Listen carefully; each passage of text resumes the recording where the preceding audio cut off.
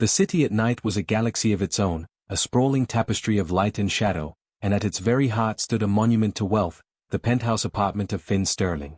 Inside, the air hummed with a specific kind of energy, the kind generated by expensive perfumes, the clinking of crystal glasses, and the low, calculated murmur of people who believed they were important. Finn stood by the floor-to-ceiling window, a silhouette against the glittering skyline. To anyone watching, he was the king of this castle, a billionaire in a tailor-made suit, the most powerful person in the room. But if one could see his eyes, they would find no triumph, only a deep, weary emptiness. These parties were a part of his job, a necessary evil for making connections, but he felt more alone in a crowded room than he ever did in the silence of his own office. The laughter around him sounded hollow, the smiles never quite reaching the eyes of the people who shook his hand. They all wanted something from Finn Sterling, the billionaire. None of them cared about Finn, the man. Across the city, in a much smaller, warmer apartment filled with the earthy scent of clay, Jade was putting the final touches on a piece. Her hands, though smudged with dirt, moved with a gentle precision that spoke of years of practice. She wasn't thinking of fortunes or stock markets. Her world was one of texture, shape, and the quiet satisfaction of creating something beautiful from a lump of clay. The vase before her was her masterpiece, a swirling blend of deep blue and emerald green, commissioned for a high-profile event her friend had helped her secure. It was a huge opportunity, one that made her stomach flutter with nerves. She carefully wrapped the finished vase in layers of soft cloth, her mind already at the party, hoping it would survive the journey intact. She wasn't dressed for a gala, she wore simple, comfortable clothes, an artist delivering her work, not a guest attending a party. The journey to the penthouse was a tense one for Jade. She navigated the sleek, cold hallways of the building, feeling the judging glances from the security staff and the perfectly dressed guests who glided past her. The party was already in full swing when the elevator doors opened, releasing a wave of sound and light. She held the wrapped vase close to her chest, a precious and fragile treasure in a world of hard, shiny things. Her mission was simple: find the event planner, hand over the vase, collect her payment, and leave. She weaved through the crowd, trying to be invisible, her eyes scanning for a familiar face. The room was a sea of strangers, a blur of sequins and suits. Finn, from his post by the window, noticed her. It was impossible not to. She moved differently. There was a purpose in her steps that wasn't about networking, and a genuine, slightly anxious expression on her face that stood out starkly against the mask-like smile surrounding him. He watched, intrigued, as she carefully navigated the room, clutching a bundle in her arms. For a moment, he forgot about the tedious conversation he was supposed to be having. He was captivated by the mystery of her. Then, it happened. A man in a tuxedo, laughing too loudly and stepping backwards without looking, bumped squarely into Jade. The world seemed to slow down. A gasp escaped her lips as the wrapped bundle was jolted from her grasp. It seemed to hang in the air for a heartbreaking second before plummeting to the marble floor. The sound was not just a break, it was a shatter, a high, sharp music of destruction that cut through the hum of the party and brought everything to a dead, silent stop. All eyes turned to the source of the noise. Jade stood frozen, her hands still outstretched, her face a canvas of pure horror. Pieces of her beautiful, blue and green vase lay scattered around her feet like fallen stars. The whispers started immediately, sharp and judgmental. Heat rushed to her cheeks, she wanted the floor to swallow her whole. This was her big chance, lying in irreparable fragments at her feet. Finn moved without thinking. He crossed the room, his presence causing a path to clear through the guests. Everyone expected the famous Sterling temper to make an appearance. They waited for the cold dismissal, the calculated demand for repayment. But Finn didn't even look at the broken pottery. His eyes were locked on Jade. He saw the shame and the tears she was bravely fighting back, and something in his chest, something he thought had turned to stone long ago, clenched tightly. He knelt down, not caring that his expensive trousers were touching the floor. He began to carefully pick up the larger pieces of the shattered vase. "Are you all right?" he asked, his voice surprisingly soft, meant only for her. Jade could only stare, stunned. This was not the reaction she had braced for. She nodded mutely, sinking to her knees beside him, her hands trembling as she helped him. "I'm so sorry," she whispered, her voice thick with emotion. It was for the party." "It's just a thing," Finn said, his voice low and steady. "Things can be replaced. People can't." For a few minutes, they worked together in a small bubble of silence amidst the still-watching crowd, two strangers gathering broken pieces. He learned her name was Jade, and that she had made the vase herself. She learned that the host of this overwhelming party was not the cold giant she imagined, but a man with kind eyes who asked about her art, not its price. The party slowly started up again, the spectacle over, but the atmosphere in the room had shifted. When all the significant pieces were collected, Jade knew it was time to go. The humiliation was being replaced by a strange, warm confusion. As she turned to leave, feeling the weight of the disastrous evening, Finn gently touched her arm. "Jade, wait." She turned to look at him. The noise of the party faded into a distant buzz. He looked vulnerable, almost nervous. "Please," he began, his voice a near whisper, a stark contrast to the powerful man of minutes before. "Let me see you again. Not here. Somewhere real. Just one coffee?" Jade looked into his eyes, seeing the genuine plea there. It was a crazy, ridiculous idea. He was a billionaire. She was a potter who had just broken her most valuable piece. But the connection she had felt kneeling beside him was real and magnetic. After a long pause, her heart pounding in her ears, she nodded. "Okay," she said softly. "One coffee." And for the first time that entire night, a real, true smile touched Finn Sterling's lips. The days that followed the disastrous party unfolded for Jade like a strange and beautiful dream. The memory of the shattered vase was no longer a source of humiliation, but the prelude to something she could never have predicted. Finn, true to his word, did not contact her through a team of assistants or with grandiose gestures. A single, simple text message appeared on her phone the next morning, suggesting a small, quiet coffee shop she knew well, far from the glittering towers of the city's center. When she arrived, he was already there, looking oddly out of place in his impeccably tailored suit yet making a clear effort to blend in, having secured a small table in the corner. That first meeting was filled with a nervous, tentative energy. They spoke of safe things, books, the changing weather, a funny story from her art school days. He asked questions, real questions, about her pottery, his interest seeming genuine and deep. He listened in a way that made her feel she was the only person in the world, his entire focus devoted to her words. It was a powerful, intoxicating feeling. This first coffee became a second, then a third. Their meetings slowly shed their formal skin. Finn began showing up in simpler clothes, dark jeans and a sweater that made him look younger, more approachable. He started taking her to places he claimed he never had time for, but Jade suspected he was rediscovering them just for her. They spent a long, sunny afternoon at the city's botanical gardens, where he confessed he hadn't been since he was a boy. They walked for hours, and he told her about his childhood, not the billionaire origin story the media loved, but the real one. He spoke of a father who had passed away too young, a mother he had to help support, and the relentless drive that pushed him to build his company from a dusty garage, working 3 jobs and studying by flashlight late into the night. He had built a fortress of success, but he had done it alone, brick by lonely brick. Jade, in turn, shared her own dreams, not just of a studio, but of the feeling she wanted her creations to evoke, a sense of peace, of home, of warmth that was absent from the cold, marble world he usually inhabited. Their connection deepened with each shared secret and every burst of shared laughter. Finn found himself thinking of her in the middle of board meetings, the memory of her smile cutting through the driest financial reports. He started to look at his own life, his massive, empty penthouse, his schedule packed with obligations, and saw it for what it was, a beautifully decorated cage. Jade was the fresh air blowing through the bars. For Jade, Finn was a revelation. The stern, powerful man from the magazine covers was a facade. The real Finn was thoughtful, surprisingly funny, and carried a quiet intensity that made her feel both cherished and seen.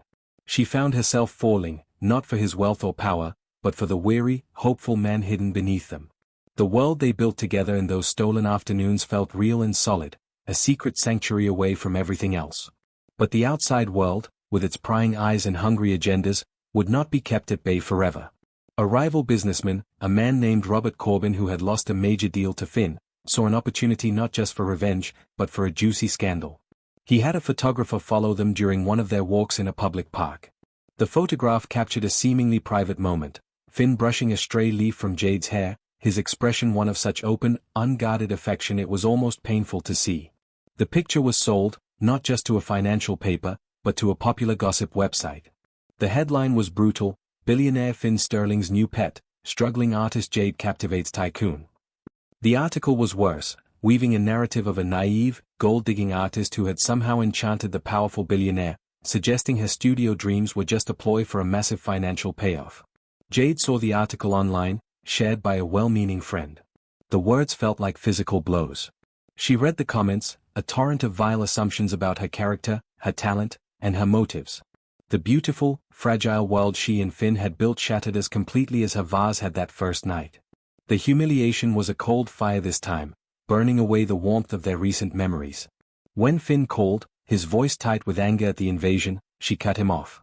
"They're saying terrible things, Finn," she whispered, her voice trembling. "They're reducing everything we have to a transaction.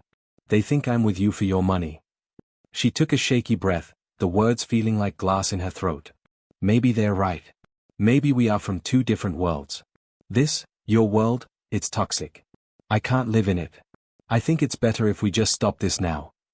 Before he could truly protest, before he could fight, she ended the call, turned off her phone, and let the silence of her apartment swallow her whole, her heart breaking into 1,000 new pieces. Finn stood in his silent, sterile penthouse, the phone gripped in his hand, the headline blazing from his screen. He had spent his life building an empire to feel secure, and now that very empire had cost him the only thing that had ever made him feel truly rich. The victory felt utterly hollow. The silence that settled over Finn's life after Jade's phone call was louder and more oppressive than any he had ever known. His penthouse, once a symbol of his ultimate success, felt like a museum of his own failures. The gleaming surfaces reflected a man who had everything and, in one swift, cruel blow from the outside world, had lost the only thing that mattered. He replayed her words in his head on a loop. "Your world, it's toxic." He looked around, truly looked, at the cold art on the walls, the furniture chosen by a designer, the staggering view that now seemed like a picture on a screen. She was right. This wasn't a home, it was the trophy of a man who had confused financial victory with a life. 4 days, he moved through his routine like a ghost, signing documents, attending meetings, but his heart wasn't in it. The fire that had driven him to build his empire was now a pile of ashes, because he had finally found something worth more than any deal and he had let the ugliness of his own success poison it. He knew, with a certainty that settled deep in his bones, that he could not win her back with his wealth. To buy her an entire building for a studio, to shower her with jewels or a blank check, that would only prove the vicious article right. It would confirm her worst fear, that in his world, every problem was solved with money, and every relationship was a transaction. No, if he wanted to show Jade he loved ***, the artist, the strong-willed, warm-hearted woman who saw through the billionaire facade, he had to speak a language she would understand. He had to use his hands, not his bank account. He had to build something, just as he had in that dusty garage so long ago, but this time, he was building for a future, not just a fortune. An idea, fragile and beautiful as one of her pots beginning to take shape on the wheel, began to form in his mind. The search was a secret one. He didn't send his assistants. He walked the streets of the city's more artistic districts, the ones Jade had pointed out to him with such excitement, talking about community and creativity. He found it finally, a small, vacant shop with a dusty front window and a for lease sign. It was perfect. It was nothing like the sleek, modern spaces he owned. It had character, with old brick walls and a worn wooden floor. He leased it under a different name, using his own money, personally. Then, he began the work. For 2 weeks, Finn Sterling, the billionaire CEO, disappeared from his office every day at noon. He changed into old jeans and a t-shirt that soon became stained with paint and dust. He learned to use a sander, smoothing the old wooden floors until they glowed with a soft, warm light. He patched the walls and painted them a soft, calming color that reminded him of the sky just before twilight. He built sturdy shelves for clay and finished pieces, his muscles aching in a way they hadn't in years, a pain that felt honest and good. The centerpiece of the entire space was the pottery wheel. He didn't order the most expensive, computerized one. He researched for days, reading the forums and reviews that Jade had mentioned, and found the one praised by serious artists for its balance and feel. He assembled it himself, carefully following the instructions, placing it right where the morning light would stream through the front window and illuminate it. On the last shelf, he placed a few large, beautiful fragments of the vase she had broken that first night, the deep blue and green pieces he had secretly kept. They were not a reminder of a disaster, but a monument to their beginning. He stood back, wiping sweat from his brow, and looked at what he had made. It was imperfect. A professional builder would have pointed out tiny flaws. But it was made with relentless, aching love, every nail and every brushstroke a silent plea. He drove to her apartment, his heart thudding against his ribs. He felt more nervous than he had before his company's multi-billion-dollar IPO. When she opened the door, she looked tired, her eyes lacking their usual spark. She was shocked to see him, standing there in his paint-splattered clothes. "Finn? What are you, what is this?" she asked, her voice guarded. He simply said, "Please, come with me. I need to show you something." The car ride was quiet, filled with a tense silence. He pulled up in front of the little shop. He led her to the door, his hand trembling slightly as he fitted the key into the lock. He pushed the door open and stepped aside, letting her walk in first. Jade stepped over the threshold and stopped dead. Her hand flew to her mouth. Her eyes, wide and disbelieving, scanned the room, the beautifully restored floors, the lovingly built shelves, the perfect, beautiful pottery wheel waiting in a pool of sunlight. And then she saw the pieces of her broken vase, displayed like treasures on the shelf. She understood instantly. He hadn't paid for this. He had made this. For her. This was his answer. This was his heart, laid bare in every sanded floorboard and every carefully painted wall. The last of her defenses, the wall she had built to protect herself from the hurt of his world, crumbled into dust. Tears, not of sadness but of overwhelming, breathtaking emotion, began to stream down her face. Finn moved to stand before her. He didn't try to wipe her tears away. He just looked at her, his own eyes shining with unshed tears and a hope so powerful it lit up the entire room. "I'm not here as a billionaire," he said, his voice rough with emotion. "I'm just a man, desperately in love with an artist named Jade. I built this for you. For your dreams. For our future." He reached out, his hand gentle as he took hers. "Just one kiss," he whispered, the words a soft, heartfelt plea. "Please." Jade looked from his earnest face to the studio, this incredible, tangible proof of his love, and back again. A true, radiant smile broke through her tears, the first he had seen since the article had torn them apart. She squeezed his hand. "Yes," she said, her voice clear and sure. She stepped into his arms, and their lips met in a kiss that was more than a kiss. It was a promise. It was a new beginning. It was the end of his lonely empire and the start of their shared creation. In that small, sunlit studio, surrounded by the ghosts of a broken past and the brilliant promise of a future built by hand, they held onto each other, finally home. If you were swept away by Finn and Jade's journey from a shattered vase to a love built by hand, and you want to discover more unique romance stories where love triumphs against all odds, make sure to subscribe to the channel. Your support helps us bring more of these heartfelt tales to life. Subscribe now and never miss a story.